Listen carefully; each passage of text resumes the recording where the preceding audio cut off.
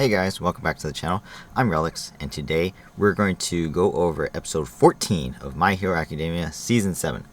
And once again, this is a spoilers video, so if you guys haven't seen the episode, please go check it out before you watch this. Or if you don't care, then feel free to, stick around and discuss it. Yeah, it was an interesting episode. Not something that I was expecting, to be honest, and in a matter of speaking, it did feel rushed. I don't know if you guys felt the same, but I definitely felt like the episode's topic, the main theme of the episode, was a little rushed out. Based on what happened at the end, I'm assuming the next episode will continue this, what happened in today's episode. But overall, I thought it was different. It was really different and not what I was expecting at all. So let's get started right away.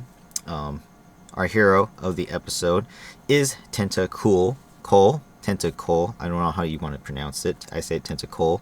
I wonder if it's supposed to be Tentacule, but I don't know.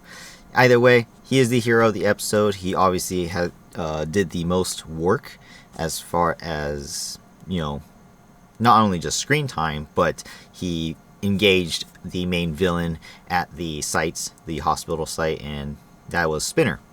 And if we know from previous episodes, we saw that Spinner, including at the end of the last episode, episode 13, Spinner is shown off to be this big, giant monster now. Like, he got a huge buff, thanks to All For One. We don't know exactly what the quirk is, I don't think, but it enhanced his entire physique. So he's like probably 4 times the size he was before. Maybe not that big, maybe a little bit smaller, maybe like 2 to 3. Some scenes he looks bigger, some scenes he doesn't, but either way, it was an interesting enhancement. And so he was the main villain of this episode, and he is leading the Paranormal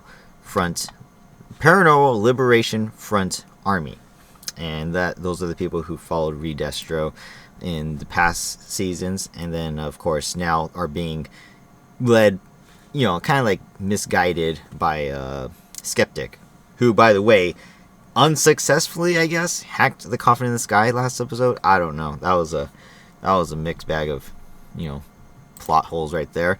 Either way, this episode started off different. Based on the end of the last episode where it showed Spinner, I thought for sure when we got this opening here, I thought for sure that figure in the bottom right corner was going to be Spinner. And we were going to get a little bit of backstory and insight into his past life and what made him to be what he is now. But, spoiler for the future, this was actually Tentacule, and, or in this case, his regular name, Mezzo Shoji. And he was actually, mistreated out where he lived. As you guys can see, takes place away from the cities. This is kind of like an urban area, or farming area. It's not really very I don't know how to say it. Like, it probably doesn't have as many rules and regulations as it does around the city, around UA as well. So, the people here don't treat heteromorphs equally. It's the form of racism in today's modern day. But in this case, heteromorphs are, discriminated against. They are not seen as equals, and Tentacle and his family are part of that. That are part of the discrimination there. And so, I thought it was Spinner, but it wasn't, and didn't turn out to be. And we can see that, these people in the bottom left are, attacking his family, his home, throwing rocks and stuff. It's pretty sad stuff. And I really thought it was Spinner leading up to why he was the way he is, but it wasn't. So then we go back immediately after the opening credits, and we see Spinner leading the army of heteromorphs towards the hospital to try and rescue, or take back, I should say, Kurogiri, who is trapped inside the hospital. We get to see all kinds of different people You guys can see from the pictures, there's all kinds of guys, different shapes, different sizes, different animals. They're all different. They all have their own reason to be here. But bottom line is, they're all heteromorphs, and that's the whole reason why Spinner is the leader of this army. Because All For One gave him the power to lead this army and basically take command and get Kurogi back. That is his mission. We also get to see more into how Spinner has changed. And like I said, he is now this giant monster instead of his usual kind of undersized, lizard self. We also get to see a glimpse of the heroes involved here. From the top, you guys can see President Mike is there. He is supporting, obviously, the students there from UA, watching over them. We get a couple of generic heroes on the right side, but then we also get, I believe his name is Rocklock, the black guy in the bottom. So he's there too. And personally, I don't like him. He talks a big game, but all he can do is lock things in places, which doesn't actually fight anything back. So I guess in this case, his quirk fits the location okay, because the police have shields. You guys can see there's also policemen there. They have shields, and with his quirk, I suppose he can set them up and lock them in place. But who's to say that the heteromorphs can't just knock them down? So honestly, he's probably the most useless hero here in my opinion. But again, even going back into the past seasons, I felt like he talked a big game but doesn't really do anything, and it's a little disappointing. We also get to see Koji Koda. Also, hero name is Anima. He is here as well. He controlled birds to help rescue President Mike from being practically killed in midair, to be honest. There's a guy, I guess he was coming with some kind of weapon, and President Mike was falling right towards the guy, but Koda saved him and, pulled him to safety. Unfortunately, Anima is just one of those weaker characters. Kind of more of a background. He is part of Class 1A, but he doesn't have a huge role. But of course, in this episode, he got to have more screen time. Being one of the two students are the main focus here. Overall, though, his skill set is kind of lacking. I mean, all thing he can do is control animals and insects. So it's not very good, especially in a crowd control environment such as what they're dealing with here. There's not really much he can do except maybe just tell birds to fly in people's faces. And honestly, I'm a little disappointed to see that he's here. But we find out throughout the episode there's another reason why he's here. Continuing on, though, we get to see the police in action as well. You can see their guns up. These are actually like some kind of stun lasers. They don't actually kill the people they're fighting. These stun lasers, I'm assuming the police don't want to kill anyone, but want to, diffuse the issue here.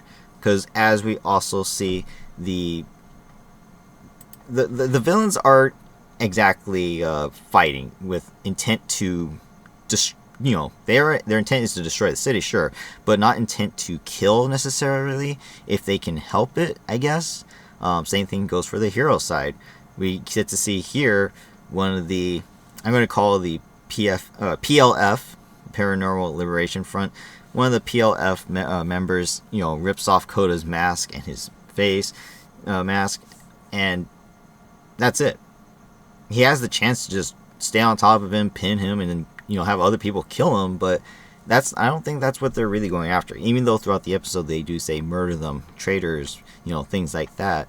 But in the end, both sides are not kind of in the way of killing one another. So it's kind of an interesting dynamic, something I was not expecting to see, considering that this is a war. I was expecting both sides to be heavily armed and be trying to kill one another, but that is not the case here. And so, because of the situation, Spinner is being, in a matter of speaking, misguided. His thoughts are kind of fuzzy because of his enhancement. His physique enhancement has left him kind of brain dead, in a matter of speaking. Like, his consciousness is there, but he isn't really in control of his actions. He's just kind of following the orders of All For One, and his brain is not processing what's actually happening. And so while he is just kind of mindlessly walking towards the hospital and just leading these guys and saying, kill him, fight him, go do what we have to do, this guy, this Spider-Man dude, is on the sidelines kind of giving information to the other PLF members and telling them what to do, what Spinner's intents are here. And he basically became the voice of this army, at least for this episode he did. So it's quite interesting. And then we also get to see Spinner flags because he is the leader of this army, of course. These people all believe in him and what he represents and what they are fighting for. And that is, more or less speaking, equality. Just like, for example, this is kind of like related to modern day issues with black people. Black people riot against, being prejudiced, people against racist against blacks and being prejudiced. But, obviously things can change, but this is not exactly the way to do it. At least that's the theme of the episode. And then we get to see Spinner up close again. He's drooling. He's just kind of letting things go. Again, he's kind of brain dead. He's not really there, all that there. And so constantly we get to see him with pure white eyes. That's kind of the anime sign of, you're not really focused. Your mind isn't yours. It's not there. You're not really able to take control of the situation. And so because of this, he leaves himself very vulnerable. And here comes Tentacle coming in with his Octo Blow attack and multiple fists, basically, punching Spinner down and trying to stop him in his tracks. Unfortunately, this does no damage to Spinner. He takes a step back, but after that, Tentacle is actually pinned down by the other PLF members, and again, they have the capability to just kill him, but instead they just kind of pin him down and just stomp on him, saying he's a traitor and that he's fighting for the wrong reasons and things like that. And then, of course, if you guys watch the episode, Tentacle is actually the one saying that you guys are fighting for the wrong reasons, and in that you shouldn't take your anger out on the heroes and the police. You should be taking it, you should be trying to work together to form in a matter of speaking, a group that will speak their voices out against the discrimination and hopefully make changes in, society. Unfortunately, that kind of falls on deaf ears, including himself in this past life where he was beat and, basically treated the same as they were. And so that's the whole dynamic of this episode, is talking about how heteromorphs are mistreated and what are the actions that these people are taking to make it different. And unfortunately, in my opinion,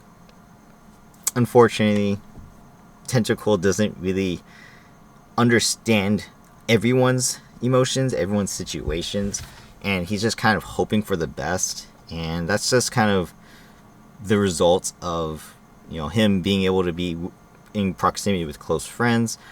And I don't think he truly understands how these other heteromorphs feel.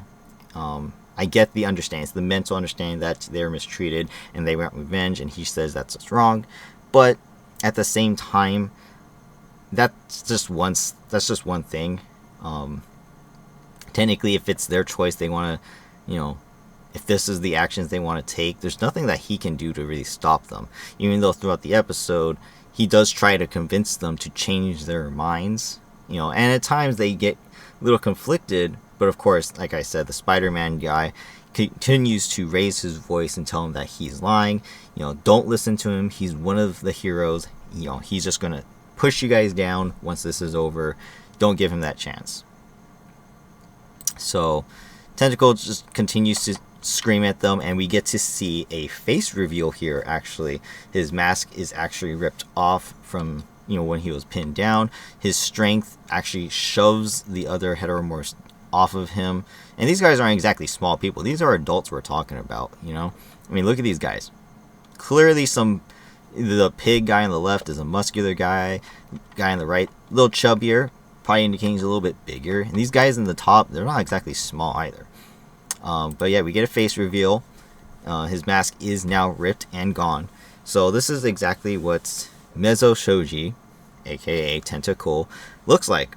And this is the first time we get to see him, what he looks like under the mask. And I agree, I didn't expect this, and it was kind of a bit of a shock. Obviously, with the extra arms, he is a heteromorph. I have no doubt about that. It wasn't a big shocker that he was one of them, but at the same time, it was kind of interesting to see that this is what he looks like. This leaves Spinner a little bit confused because he is, Tentacle is one of them.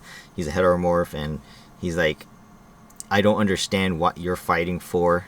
And so he ends up telling the Paranormal Liberation Front that who cares what he thinks, who cares what the heroes are doing, just take revenge, continue on the march, and get Kurogiri. So that is the ultimate goal, and he inspires his forces to continue on. In doing so, he also inspires himself. He unleashes this scale mail, as it is said by All For One.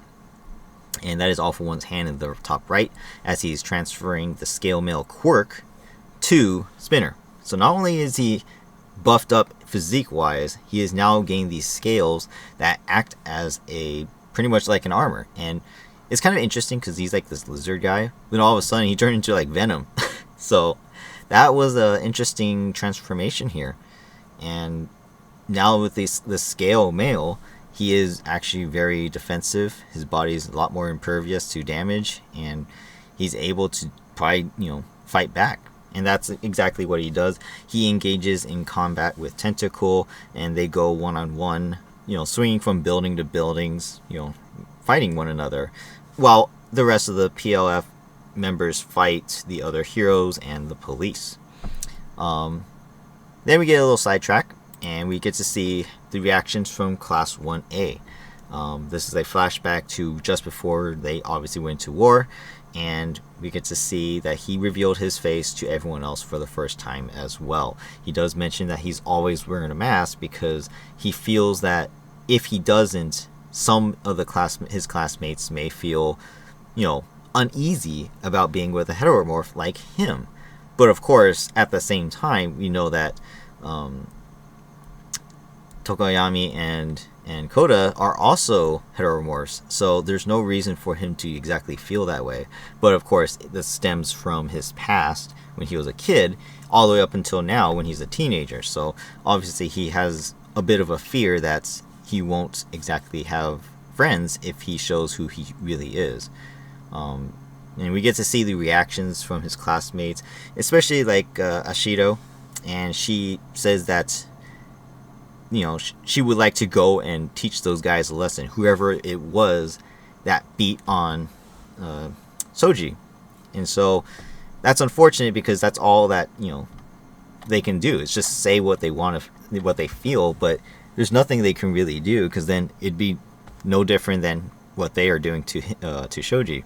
And he shows his scars. I know the lighting on this picture is a little bit too bright, but he does show with his fingers that he has scars across his neck, across his mouth, and obviously he probably has a lot more on his body that we can't see.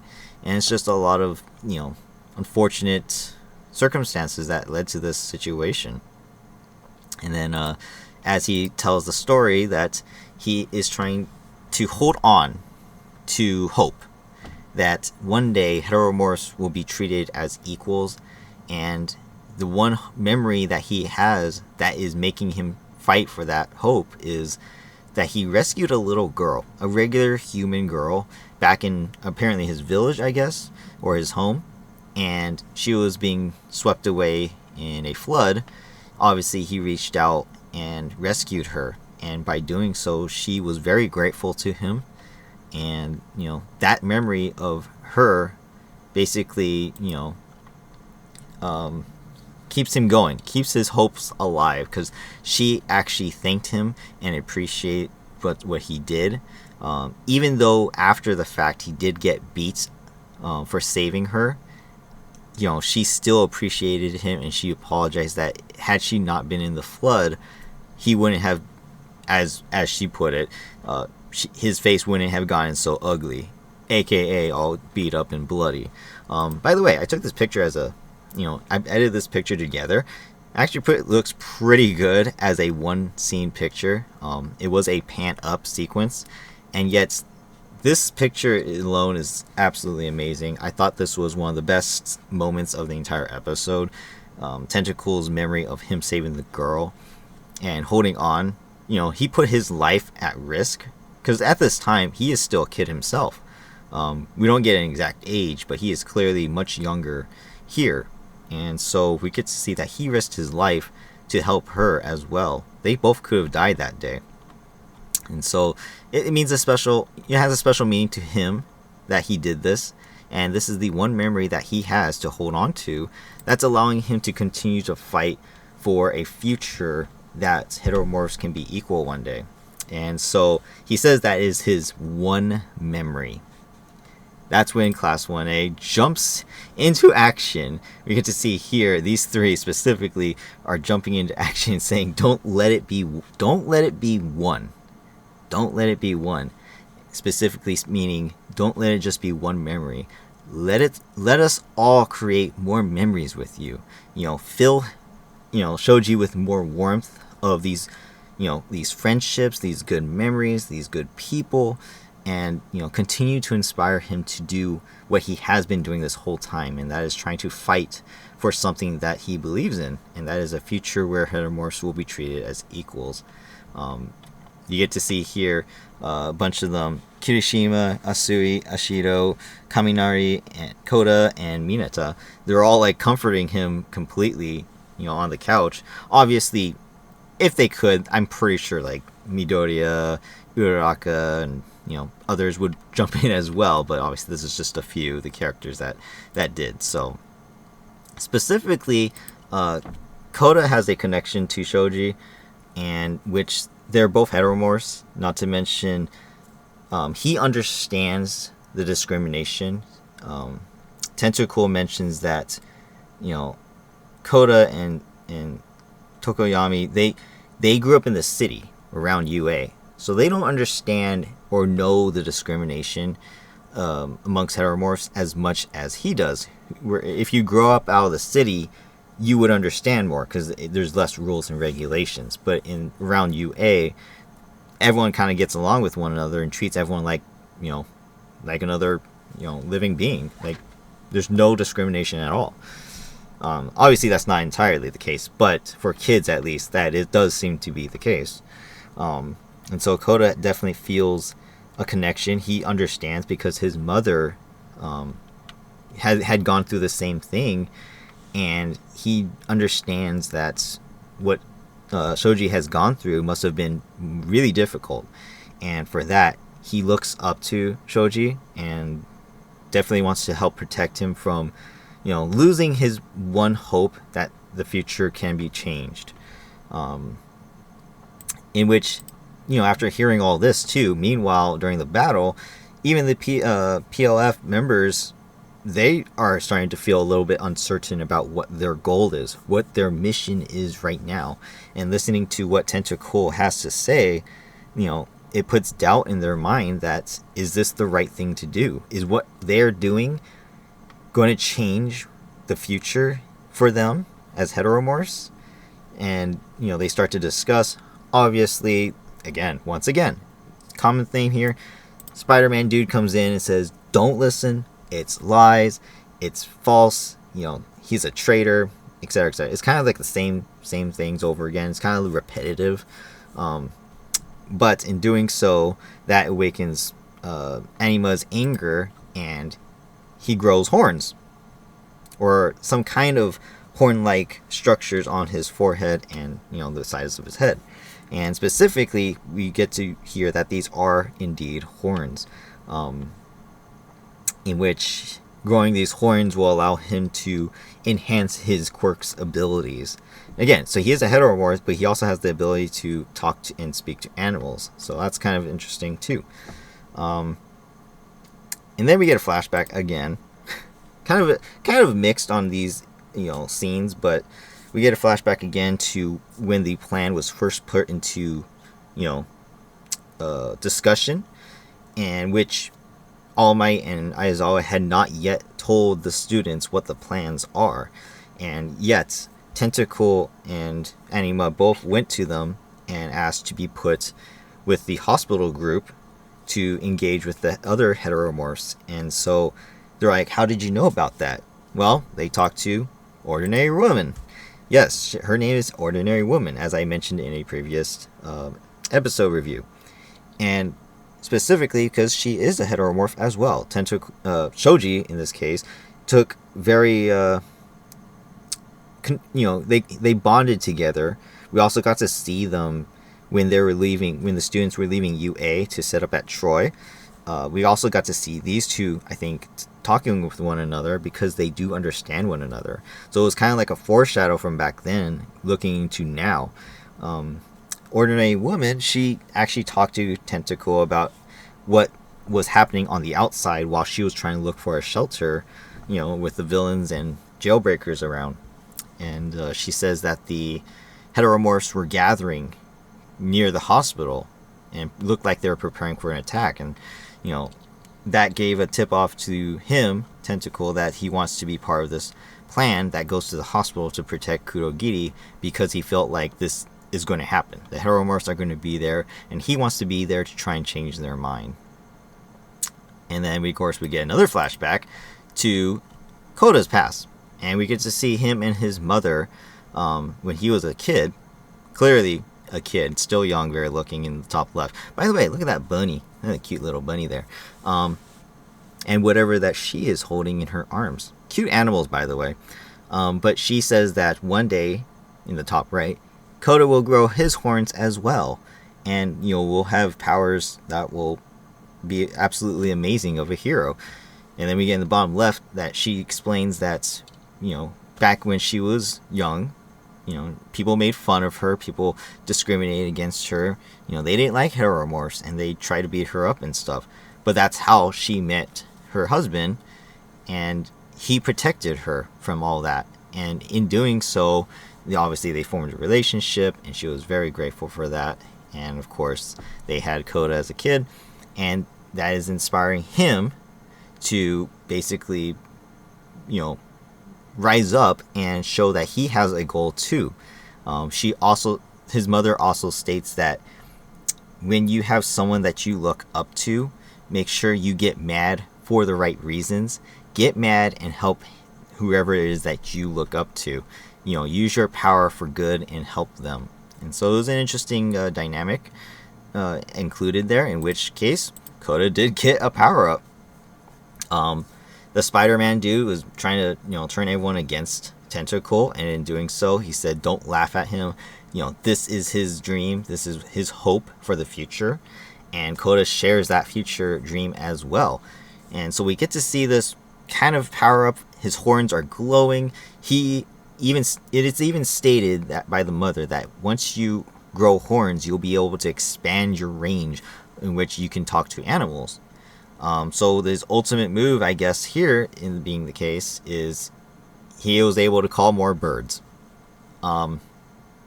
This was one of those moments where again, Koda's a background character, and unfortunately, I guess this is the ultimate move. It was a little disappointing. Honestly, this is very lackluster. The Spider-Man dude should have been easily been able to move away, considering that he's a spider. So he should have been able to, just crawl away somewhere. And how did he get on the building in the first place? You tell me he took the stairs? No. So obviously he should have been able to avoid these birds that literally just fly at him and carried him away. Obviously he's not dead because he just got carried away by birds. For all we know, he's just sitting on the ground now.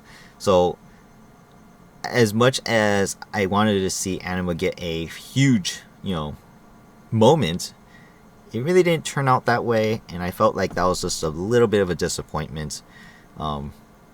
Very lackluster, and I think they wasted this opportunity for him.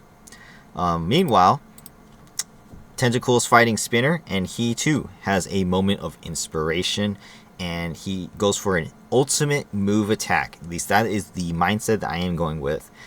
He combined all of his arms together to form this big giant fist drill like figure on his arm, and he drove it straight through Spinner. And in doing so, he was, he actually called it Octospansion. So that's his ultimate move, and it knocked off a lot of scales from Spinner. You can see here the scales here are just completely falling off. His body, his flesh is now exposed than from when it was earlier. And because of this actually conflicts with the PLF members, and they're like, is this it? Did we lose? Are we really fighting? Going to continue fighting for this? And we even get to hear. I actually missed a picture, so my apologies. But we also get to see that Tentacle is, as he finishes off Spinner, he yells out to the crowd. And I'm going to quote this one specifically because this was a huge speech that I felt like should have been a pivoting moment for the heroes. He says, "With the bodies you were blessed with, what do you want to protect? Don't let them take advantage of your scars. Next time, your children may be the target. Don't turn into people who just want revenge."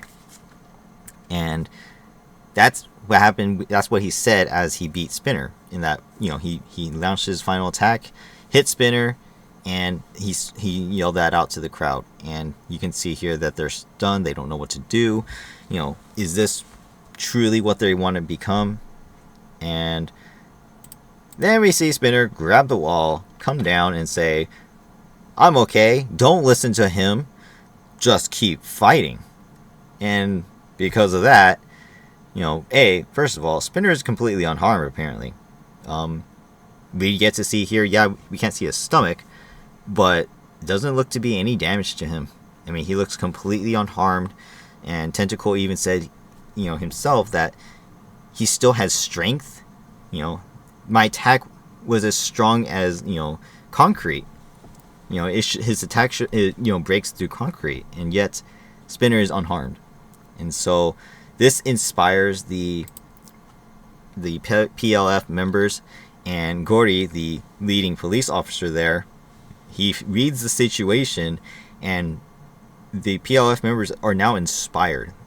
Spinner's actions have now inspired them even more. So everything that Tentacle has been saying up to this point, completely useless, absolutely, ignored by everyone. And, now the PLF members are really starting to charge, get the upper hand on the police, and they're trying to overrun them. And so Gory decides that the situation's dire. It's not turning out the way they wanted it. He pulls a gun, and we do get to see that he starts shooting the gun. And in doing so, we can clearly make out that this will probably mean they are done.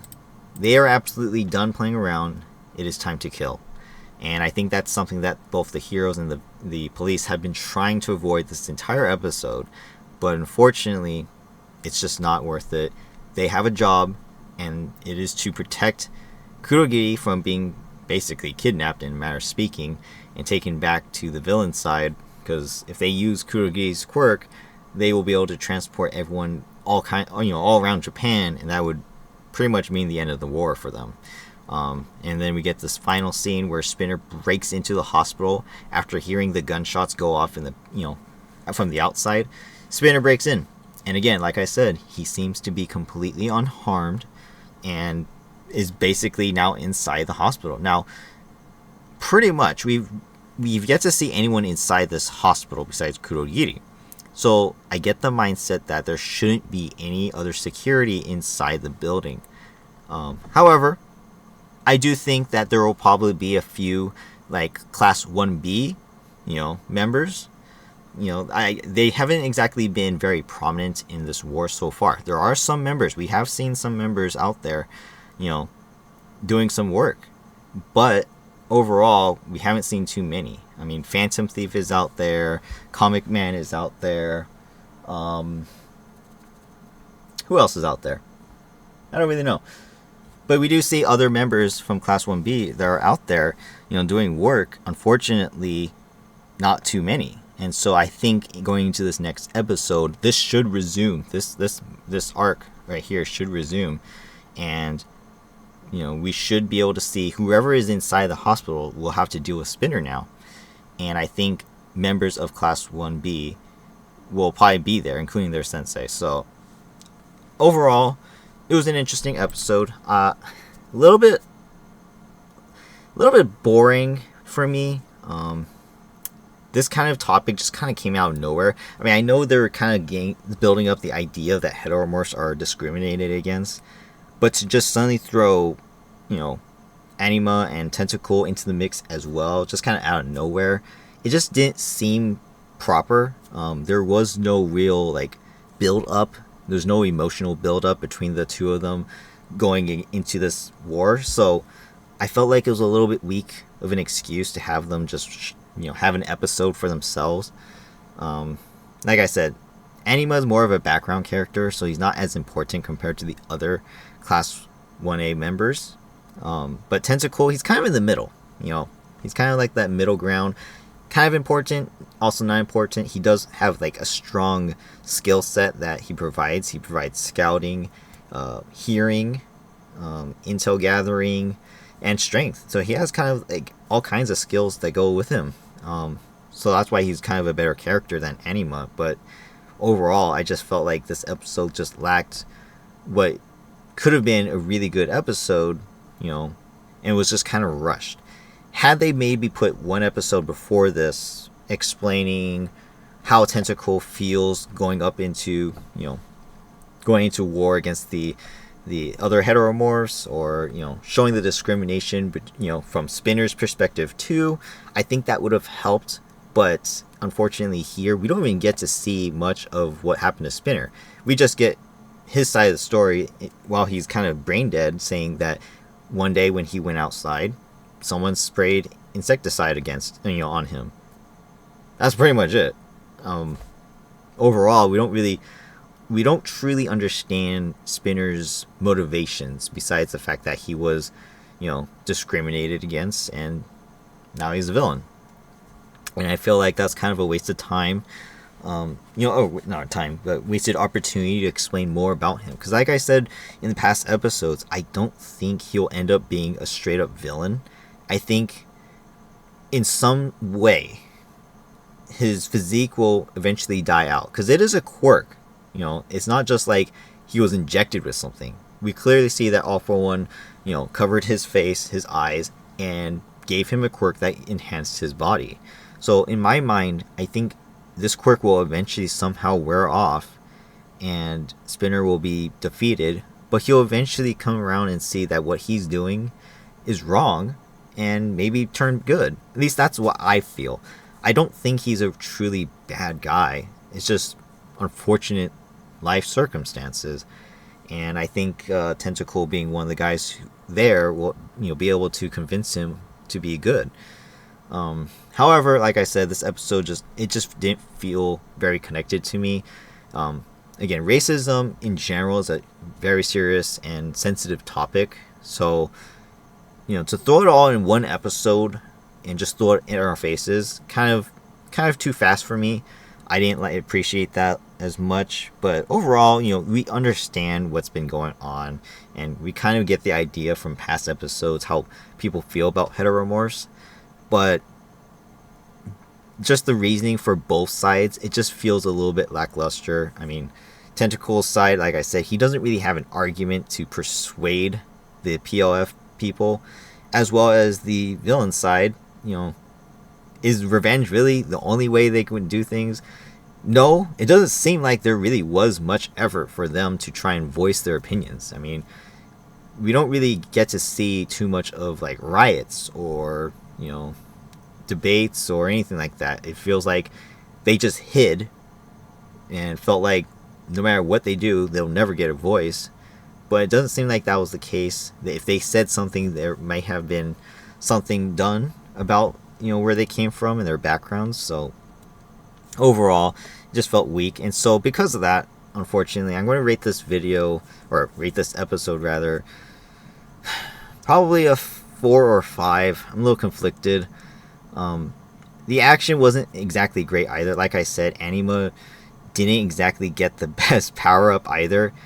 Great, he called in more birds and took out Spider-Man dude, but he's not dead. He really didn't do anything. And like I said, the PLF members still got the upper hand. I mean, Spinner broke into the hospital. The police had to pull out their guns. Nothing really got accomplished. The villains are technically winning this front. And so, no credit to Anima.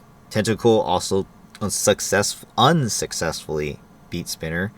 He unleashed his ultimate move and still failed. So, again, there really isn't much to say. And the action was just okay. It wasn't the best. It could have been better for sure. Yeah, like I said, overall, I got to give it maybe a 4. I think I got to go 4, below average. It just could have been better. Again, if it felt rushed, to me at least. That's just my opinion, of course. Let me know in the comments section what you guys think, though. Do you think this episode felt rushed? Do you guys agree with my viewpoints? Or is there another side of the story that I missed or don't understand? Let me know in the comment section, because this episode is kind of different. It was definitely different from all of the previous episodes we've ever seen. We really discussed real life topics here, and to do that in a anime is actually, obviously it happened in the manga too, probably, but to do that, kind of brings up a lot of questions, and we don't get enough answers here. So hopefully in the next episode we get to see more of this battlefield, I guess you can say.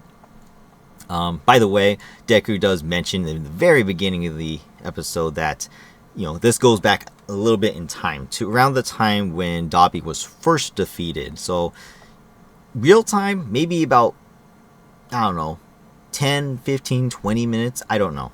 It's hard to say, but this just goes back a little bit in time to when Dabi was first defeated. So at this time, Shigaraki is still just the one arm growth, and just kind of is just expanding inside the coffin in the sky around this time. So overall, this may play a part. In a matter of speaking, based on how this ended, I feel like Kurogiri might actually get kidnapped, and that will lead All For One to be able to be transported to Shigaraki's location. That's his ultimate goal, after all.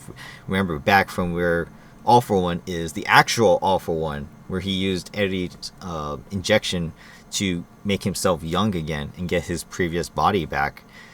He says that his goal in his short time, because the quirk is still activated, Eri-chan's quirk is basically reverting his time. He's going to become an infant and disappear. And so he has a short, limited amount of time to basically help and protect Shigaraki until their minds meld into one, and then basically he becomes Shigaraki. And so I get the feeling that because this is taking place back a little bit in the past, Kurogiri is going to get rescued, go to All For One, and then All For One is going to get transported to the coffin in the sky. That is my opinion. I'm not saying that's what it is, because I don't read ahead. I don't even know what's happening in the future. But that is my bold prediction, you can say. So overall, 4, below average for this episode. But I'm hoping that the next one will give us a little bit more, information on the heteromorphs, as well as, I want to see more Class 1B. I want to see more action. I want to see more heroes. Unfortunately, to Rocklock, he's boring. He can't really do anything. And then, of course, President Mike is there. But that's only a couple heroes that we know. The rest were generic heroes. So I want to see if there's other members there that can pitch in and basically help. And I want to see the kids do stuff. So far, we just saw Anima and Tentacle. That's it. Seems a little bit underwhelming, considering that Kurogiri is technically one of the most important keys in this war. I mean, without him, without Phantom Thief copying his quirk, this whole thing wouldn't have happened in the first place. So he's kind of vital to the hero side, and I'm pretty sure they should have more heroes, guarding him. So obviously there must be someone inside the hospital guarding him, and hopefully we'll change the outcome of this battle. But we'll see. Like I said, this next episode should pick up with these guys and not continue anywhere else, considering we also went back in time. But that's it for now. thank you guys for watching. Hope you guys enjoyed this little review, this little discussion here. Hit the like button if you did. Like I said before, comment down below if you guys have anything to say, anything to discuss with me. I would like to discuss it because don't really have too many people to talk with, so it would be nice to confirm my thoughts and opinions, and say, oh, maybe someone else has a different perspective, maybe someone else got something that I missed. I want to talk about it. And of course, subscribe to the channel if you haven't already to keep up with the episode reviews as well as any other content I put out. And if you guys haven't for some reason watched the other reviews, please go check them out as well. Pretty much broken down just like this one was. And yeah, we'll stay tuned for next week where we get to see more My Hero. This was episode 14. I heard there was like 20 something episodes, so we're kind of already in the halfway mark, if not already over. I don't know how many episodes, but man, there's a lot happening, and it really doesn't look like it's going the hero's way, if I'm being honest. It kind of looks like this is the villain's rise to power. And as we heard from Shigaraki a few episodes ago, he said this is our story. This is the villain's story. This is their time to rise up and basically be the people of the world.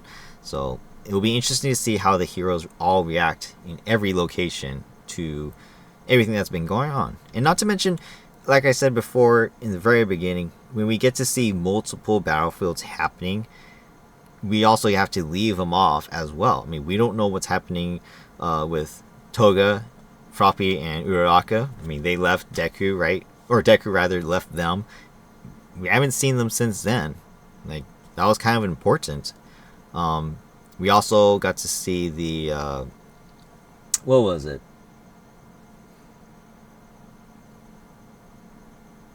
I don't have it. My sticky note. My sticky notes disappeared. It was at a different location. I forget which one it was called. But like the other Class 1A heroes were there, and they're just kind of, I don't know what villains were there as well. And then of course we have Dabi, who apparently is resurrected himself with power after copying Todoroki's secret move. And then of course the Gigantomachia location. I want to see what's happening there. Gigantomachia is a kind of an important character as well, considering the only one who's technically able to stop him is Mountain Lady, and yet she's already fighting. Not to mention, we saw in the past that even her strength alone isn't enough to stop him. So I want to know what happens there. What is the significance of his location, and why are there so many villains there as well as what is the conflict resolution between that one villain who claims to have murdered Midnight and Pinky? What is her reaction? What are they going to do? I want to see what's happening, but at the same time, we got to keep going backwards in time to see what's happening with these guys. And again, like I said, it's unfortunate that these kind of chain events happen this way, because there's so many battlefields. Well, there's 8, I believe, right? 7 or 8 battlefields happening all at the same time, and it just seems a little too clustered of information.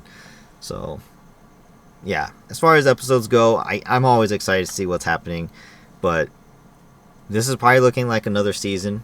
Obviously I know the manga just ended recently, so obviously we are going to get more seasons. How many, I don't know. To end this season, I would not be surprised if the villains end up kind of on the upside, and then season 8 would be like the hero's comeback. At least that's my thought. But that's it for now. I'm rambling on. Thank you guys for watching. I hope you guys enjoyed. Like I said again, 4 out of 10, below average, unfortunately. But things are probably going to get good. I mean, that's what happened last time. I ran my ratings down. The last time I gave a 4, which was episode 10. Episode 11 came out with a banger, 10 out of 10, perfection. Of course, that was with Bakugo's death. So yeah, overall, I'm expecting the next episode to do good, if not at least be above average. So stay tuned for that, and I'll see you guys there. Bye bye.